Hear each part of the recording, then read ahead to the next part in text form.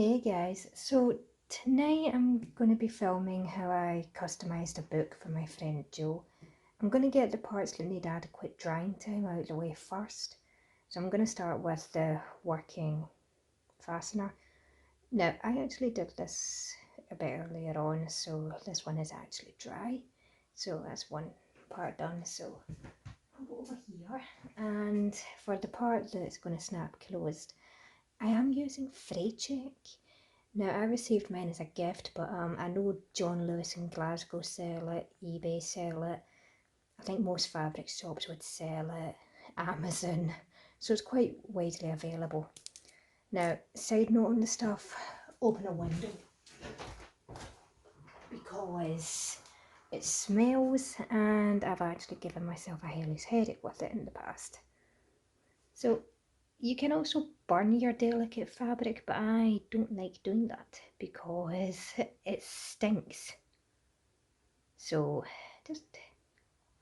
I just use fray check. It does take a bit longer to dry, but you know it gets the job done because I spent years burning fabric once, so don't do what I do. And then someone suggested fray check and I'm glad they did. I just got it on my hand.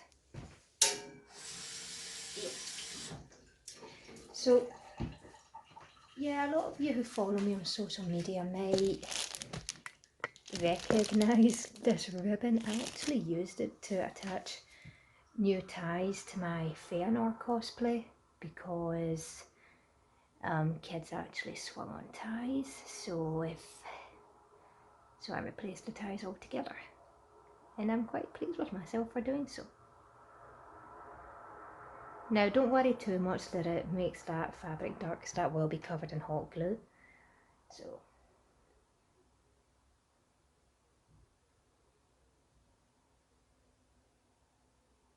because as I say, this fabric is quite prone to fraying, so I tend to go quite heavy on the raw edges at least. I don't go heavy absolutely everywhere.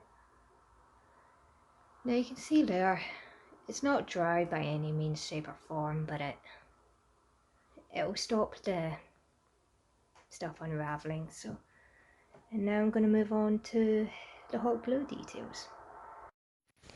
Now this is definitely not a DIY for kids, as I am using hot glue and fray check. So, but here I'm just sculpting the 2 trays of Valinor out of hot glue of all things.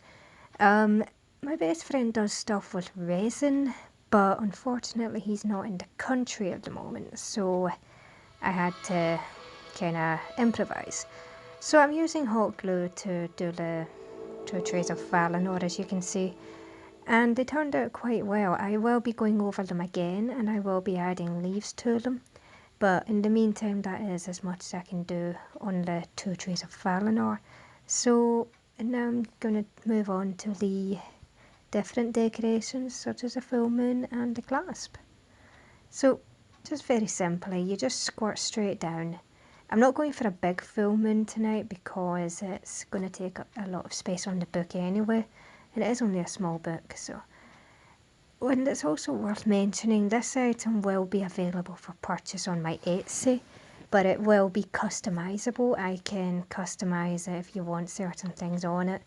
The only thing I can't do are Game of Thrones emblems, so I can't do those at the moment, I'm afraid. But I can do stuff out of clay for it, or I can even send you a blank one and you guys can customise it yourself. It's entirely up to you guys. So I will leave a link to my Etsy shop if you want to keep an eye out there. So I unfortunately need to be at a convention tomorrow morning, so I am going to cut this video short after I do the Silmaril, as I'm doing right now. The glue gun decided to be a bit of a butt, so that's me just doing the Silmaril. So I will be filming a majority of the convention tomorrow, guys, so please join me tomorrow and join me tomorrow night as well if you want to see how the book turns out. Bye.